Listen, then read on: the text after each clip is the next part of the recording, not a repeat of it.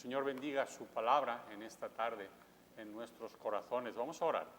Padre Celestial, estamos muy contentos de ver que una vez más podemos juntarnos con completa libertad y delante de tu palabra, Señor, disfrutar de la enseñanza que tienes para nosotros. Te rogamos que tu Santo Espíritu llegue a nuestros corazones y nos enseñe una vez más de este amor maravilloso de Dios para con sus hijos. Oramos en el nombre de Cristo. Amén. Muy bien, yo lo he titulado, este estudio, este sermón, Un amor inquebrantable. Un amor inquebrantable. Este es el sermón, amor incomparable. Este amor es un amor desconocido, por supuesto, por el mundo. Romanos 8, del 35 al 39, es un canto glorioso al amor de Dios. Si te das cuenta, luego lo digo otra vez, pero si te das cuenta, en el versículo 35 hay muchas, desde el versículo 31 viene haciendo preguntas. Y en el 35 nos pregunta, ¿quién nos separará del amor de Cristo? ¿Ves? El amor de Cristo. Y fíjate en el 39.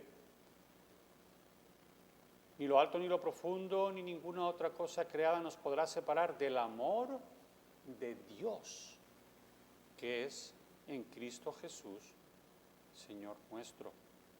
Entonces, el asunto aquí, en este canto glorioso, este final apoteósico del capítulo, es el amor de Cristo, el amor de Dios en Cristo. Es ese amor glorioso de Dios por sus escogidos. Es un canto triunfante donde cualquier enemigo se desvanece bajo el poder glorioso del amor de Dios en Cristo Jesús. Cualquier enemigo. En este final del capítulo 8, Pablo se pregunta si hay algo que nos pueda separar de este amor glorioso de Dios por sus hijos. Por eso empieza preguntando, ¿quién nos separará, en el versículo 35, quién nos separará del amor de Cristo? Y empieza a poner ejemplos, tribulación, o angustia, o persecución, o hambre, o desnudez, o peligro, o espada. Pablo no está hablando de nuestro amor por Cristo.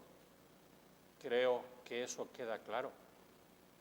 Porque no es nuestro amor, aunque es verdad que después que el Señor hizo el milagro de la salvación en nuestra alma, puedes hallarte a ti mismo en tus oraciones diciendo, te amo, Señor, y diciéndolo de corazón.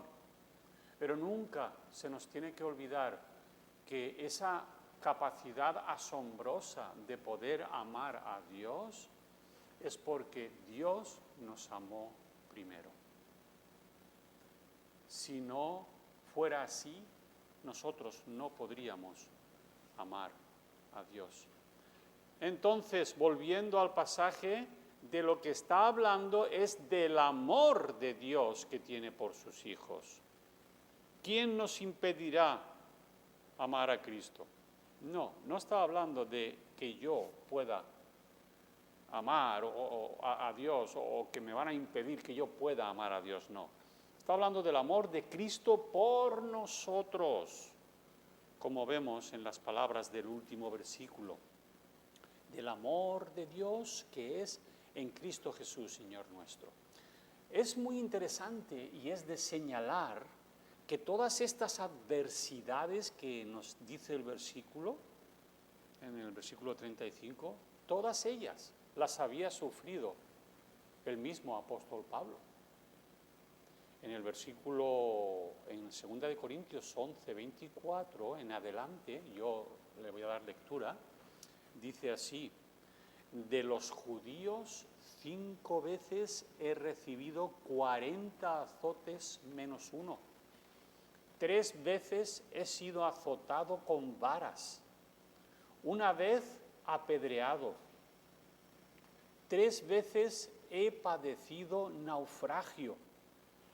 1 noche y 1 día he estado como náufrago en alta mar, en caminos muchas veces, en peligros de ríos, peligros de ladrones, peligros de los de mi nación, peligros de los gentiles, peligros en la ciudad, peligros en el desierto, peligros en el mar, peligros entre falsos hermanos, en trabajo y fatiga, en muchos desvelos, en hambre y sed, en muchos ayunos, en frío y desnudez, y además de otras cosas, lo que sobre mí se agolpa cada día, la preocupación por todas las iglesias.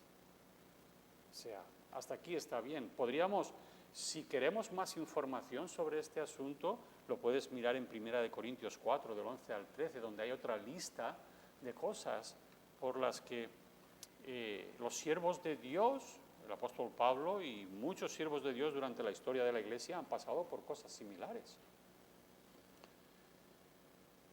El apóstol nos cita, después de este versículo 35, en el 36 nos va a citar el Salmo 44, 22. Pero por causa de ti nos matan cada día. Somos contados como ovejas para el matadero. El pueblo escogido de Dios pasa por la aflicción y los hijos de Coré nos recuerdan que por causa de Dios somos muertos. Somos como ovejas para el matadero. Job mismo nos recuerda que nacemos para la aflicción. En Job 5:7 dice así: pero como las chispas se levantan para volar por el aire, así el hombre nace para la aflicción. Pero el versículo 37 nos sorprende con una afirmación que no esperaríamos. Fíjate lo que dice: antes, en todas estas cosas, somos más que vencedores, por medio de aquel que nos amó. Ahora, ¿qué puede ser más que vencedores? Estas cosas se está refiriendo a las aflicciones que acabamos de nombrar. Pero el versículo, el resultado es que antes, en todas estas cosas, somos más que vencedores. El vencedor, ¿qué pasa con el vencedor? Llega, es coronado, es puesto en el podium, el número 1. Ya no hay más galardón. Pero, sin embargo, el apóstol Pablo nos da una expresión que en el griego literalmente significa supervencedores. Por eso dice más en español, es más que vencedores. Y esta es la idea que el apóstol nos quiere dar a entender. Cristo salió vencedor sobre las tinieblas cuando Él mismo venció a los poderes de las tinieblas, derrotándolos con su muerte. Y eso lo vemos en el Calvario, en la muerte, en la cruz. Es muy interesante. Matthew Henry tiene un comentario sobre esto que me encanta. Permíteme que lo comparta con vosotros. Abro comillas, ¿sí? La fe y la paciencia son valores más nobles y fuertes que la espada y el fuego. Muchas veces los enemigos de la fe cristiana se han confesado asombrados y hasta derrotados por el ánimo invencible y la paciente constancia de los mártires. Supervencemos, dice Matthew Henry. Supervencemos porque lo hacemos a poca costa y con gran ganancia. Lo único que se nos queda en el horno de la aflicción fue la escoria que llevábamos pegada al corazón, mientras que los despojos que ganamos en la victoria son extraordinariamente ricos y abundantes. Gloria eterna, honor por parte de Dios, profunda paz interior y una corona de justicia que jamás se marchita. Donde abundan las aflicciones, abundan los consuelos. 2 Corintios 1:5. Los que fueron sonrientes a la hoguera o a las fieras del circo romano y siguieron cantando en medio de las llamas, esos fueron supervencedores. Comillas para terminar. Matthew Henry. Qué interesante. Ahora, es necesario recordar que nosotros vencemos por la obra de Cristo, que nos amó. No lo hacemos en nuestras propias fuerzas, sino por la gracia que hay en Cristo Jesús. Recordamos Juan 1:17, pues la ley por medio de Moisés fue dada, pero la gracia y la verdad vinieron por medio de Jesucristo. O sea que vencemos en virtud de la victoria ya obtenida por Cristo. Solo nos resta ir en pos de la victoria y repartir los despojos. Se cuenta de la mártir Felicitas o Felicidad. Estamos hablando del 205 después de Cristo. Se cuenta de ella que al estar encarcelada, antes de que la echasen a las fieras, le sobrevinieron los dolores de parto y gemía bajo el peso de tales dolores. Los carceleros le dijeron: si de esto te quejas, ¿qué harás cuando te arrojen mañana a las fieras? A lo que ella contestó: ahora sufro yo sola, pero mañana habrá otro que sufrirá conmigo, porque yo estaré sufriendo por él. Ahora pasamos al 38 y al 39 y vemos una convicción cierta. Pablo no opina sobre una posibilidad o probabilidad, sino que tenía entera seguridad, completa convicción. Aquí, en estos versículos, usa el mismo vocablo que aparece en 2 de Timoteo 1:12. Dice 2 de Timoteo 1:12, por lo cual, asimismo padezco esto, pero no me avergüenzo, porque yo sé a quién he creído, y estoy seguro que es poderoso para guardar mi depósito para aquel día. Esta seguridad, hermanos, se basa en el amor que Dios nos tiene en Cristo.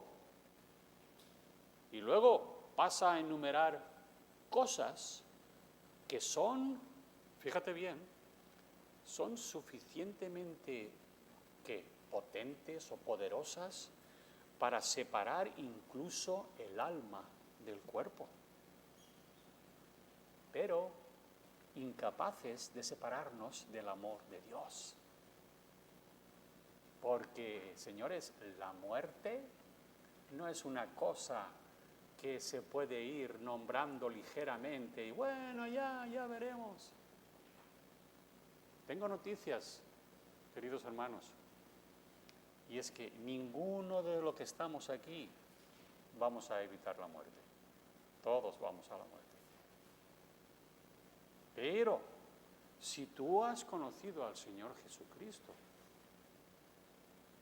no es para nada lo mismo que la persona que no conoce al Señor Jesucristo. Estoy pensándolo, ahora de momento estoy pensándolo, a ver cuándo lo realizo, pero estoy pensando en preparar un estudio sobre el ministerio de los ángeles, que es asombroso. No solamente en las Escrituras, pero en la historia de la Iglesia hay testimonios de los ángeles obrando a favor de su pueblo. Pero con las Escrituras, por supuesto, tenemos suficiente. Pero os adelanto algo. Vosotros sabéis que cuando el rico falleció, dice que después de muerto abrió los ojos y ¿dónde estaba? Pero amigo, cuando Lázaro, y no sabemos el nombre de él, en inglés dicen que se llamaba Davis, pero en español no tenemos nosotros ningún nombre para el rico. Pero Lázaro, que el Espíritu Santo nos da el nombre de la persona, Lázaro. Lázaro nos dice las Sagradas Escrituras que fue llevado por los ángeles. ¡Qué alegría! Al seno de Abraham, o sea, a la presencia de Dios mismo. ¿Y esto por qué? El apóstol Pablo, en los versículos de Romanos 38, 38 y 39,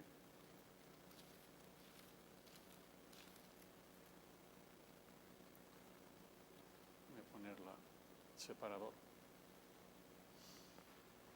Por lo cual estoy seguro de que ni la muerte, ni la vida, ni ángeles, ni principados, ni potestades, ni lo presente, ni lo porvenir, ni lo alto, ni lo profundo, ni ninguna otra cosa creada nos podrá separar del amor de Dios que es en Cristo Jesús, Señor nuestro. Ni la muerte, ni la vida, ni la muerte con sus angustias y temores. Primera de Corintios 15, 54 y 56. En Primera de Corintios 15, este también es un capítulo muy importante, donde nos dice lo que es el verdadero evangelio al principio del capítulo. Pues en los versículos 54 a 56 vamos a encontrar, y cuando esto, o sea, este cuerpo, cuando esto corruptible se haya vestido de incorrupción y esto mortal se haya vestido de inmortalidad, entonces se cumplirá la palabra que está escrita: sorbida es la muerte en victoria. Y el apóstol Pablo le encanta preguntar: ¿dónde está, oh muerte? A la muerte le está hablando. ¿Dónde está, oh muerte, tu aguijón? Ahora le va a hablar al sepulcro. ¿Dónde, oh sepulcro, tu victoria? Ya que el aguijón de la muerte es el pecado. Es el pecado lo que nos lleva a la muerte. Ya que el aguijón de la muerte es el pecado y el poder del pecado, la ley. Es imposible obedecer la ley. El pecado nos lo impide. Por eso, cuando se habla de la maldición de la ley, está hablando de eso. No hay nadie que pueda cumplir la ley. No hay nadie. Solamente Cristo lo hizo, gloria a Dios, por nosotros. Por eso es que Pablo está aquí cantando victoriosamente. El poder del pecado, la ley. Pero mira el versículo 57. Ayer estaba meditando sobre el versículo y dije, ¿será posible? Tantos años y ahora estoy viendo realmente lo que está diciendo. Mira lo que dice el 57. Mas gracias sean dadas a Dios que nos da, ¿qué? La victoria por medio de nuestro Señor Jesucristo. Y yo, Fernando Corbí Galeana, siempre cuando leía eso decía, claro que sí.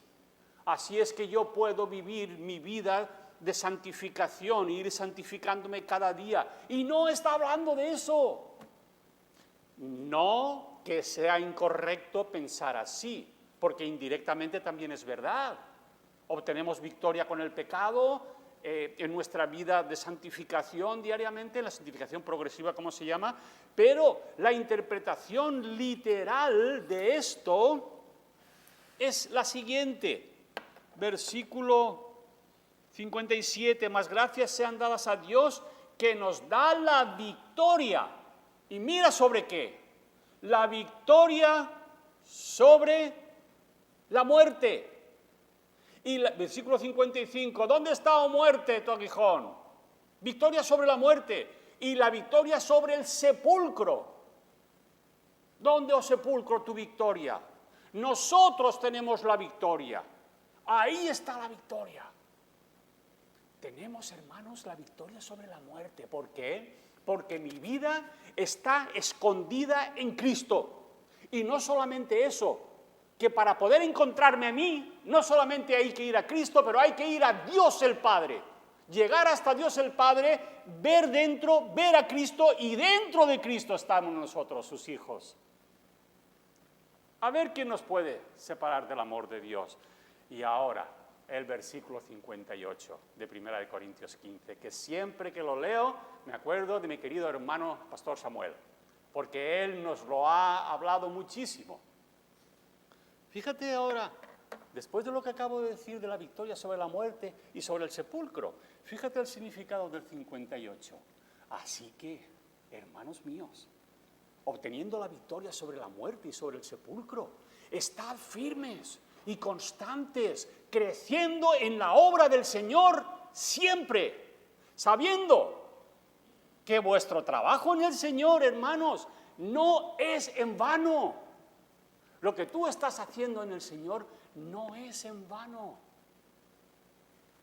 En serio, si tú no sientes nada al escuchar estas palabras desde el púlpito, ve y habla con el Señor y díselo: yo no siento absolutamente nada, por favor ayúdame, yo no estoy leyendo la Biblia, el pecado me está estrangulando la vida espiritual, ya no quiero saber nada, es más, estoy pensando en tan pronto como pueda, me voy, yo no quiero saber nada más de la iglesia, ahí os quedáis. Suena mexicano, ¿verdad? Porque eso lo escuché por allá, por México. Claro, 6 años allí en Monterrey, México, pues algo se queda, ¿no? Pero qué triste, qué triste.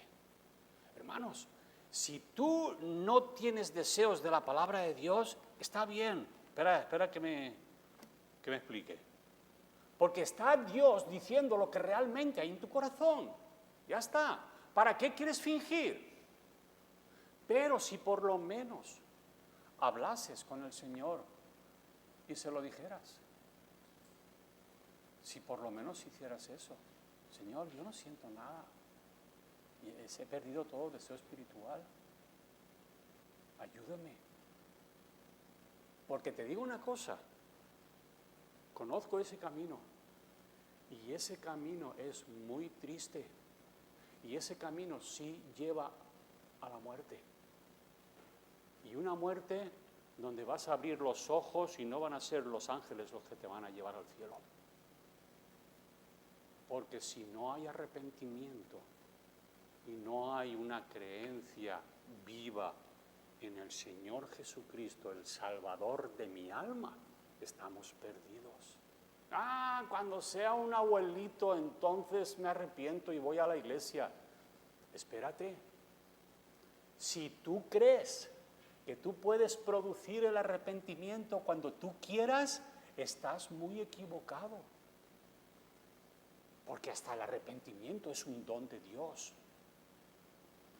Por eso, hermanos, es que la palabra de Dios hace esa obra tan maravillosa que nosotros no podemos entender. Porque Santiago 1:18 nos dice, oye bien, que Él de su voluntad nos hizo renacer por la palabra de verdad, creo que dice. ¿Sí? Entonces, por lo menos exponte a la palabra. ¿Sí? Quizás la palabra te muestre porque hay pecado en tu vida y no quieres dejarlo. ¿Sí? Os aseguro que todo lo que acabo de decir no está en mis notas. Pero gloria a Dios que el Espíritu Santo ha puesto en mi corazón decirlo a la congregación. Él sabe, yo no sé nada. Hablando de que ni la muerte ni la vida, con sus angustias y temores, nos puede separar del amor de Dios. Aquí es donde digo que en esa semana fue cuando despedimos al hermano Tomás Avellán. El cuerpo quedó aquí, pero su vida, su alma está con el Señor, presente al Señor, glorificado, disfrutando de los lugares celestiales. Para nosotros duerme, pero para Dios vive por Cristo Jesús. Gloria al Señor, gloria a Dios. ¿Y qué podemos decir de la vida? ¿Puede la vida separarme con sus peligros y con sus ilusiones, engaños, pompas y circunstancias? Tampoco pueden separar de Cristo todo esto a los creyentes. Pero ojo, a los creyentes genuinos, a los que antes conoció, predestinó, llamó, justificó y glorificó, a los que Pablo en Efesios dice que nos hizo sentar en lugares celestiales en Cristo Jesús. Ni ángeles, ya estoy terminando, ni ángeles nos pueden separar. Tampoco tienen el poder de separarnos del amor de Dios. Hipotéticamente se refiere a ángeles buenos. No entiendo yo por qué ángeles buenos nos van a querer separar. Principados y potestades, sin embargo, pueden ser que está hablando de ángeles malos, como en Efesios 6:12. ¿Tienen poder suficiente para separarnos del amor de Dios? No, tampoco ellos tienen poder para separarnos del amor de Dios, que es en Cristo Jesús. Ni lo presente ni lo porvenir. O sea, el presente con su inestabilidad y el futuro con su incertidumbre. Matthew Henry aquí también dice, ¿cuántas angustias y perplejidades neuróticas nos evitaríamos si tuviésemos siempre ante nuestra vista y bien metidos en el corazón estos versículos finales del capítulo 8? Ni lo alto ni lo profundo. En la frase anterior vemos una dimensión lineal. Ahora vemos una dimensión vertical. Con estos términos abstractos es posible que Pablo se refiera a los seres que están en las regiones superiores del cielo o en las situadas bajo la tierra. Metafóricamente podríamos aplicarlo a la altura de la prosperidad y a la profundidad de la adversidad. Ni ninguna otra cosa creada, termina diciendo. Parece que Pablo no quiere dejarse nada sin nombrar en todo lo creado. Pues lo único sin crear o increado es el mismo Dios, el que existe por sí mismo. Él es el que nos ama en Cristo. Lo único que separa de Dios es, como ya lo he dicho muchas veces, es el pecado. Leo este pasaje. Isaías 59. Isaías 59, 2 y 9.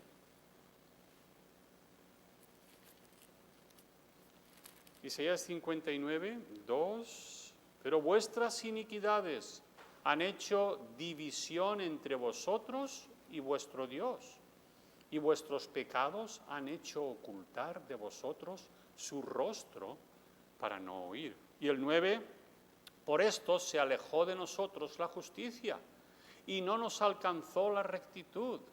Esperamos luz y he aquí tinieblas, resplandores y andamos en oscuridad.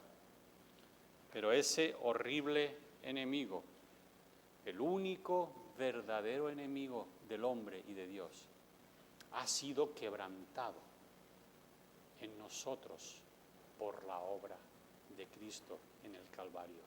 Romanos 6:6 nos dice, sabiendo esto, que nuestro viejo hombre fue crucificado juntamente con él, para que el cuerpo del pecado sea destruido, a fin de que no sirvamos más al pecado.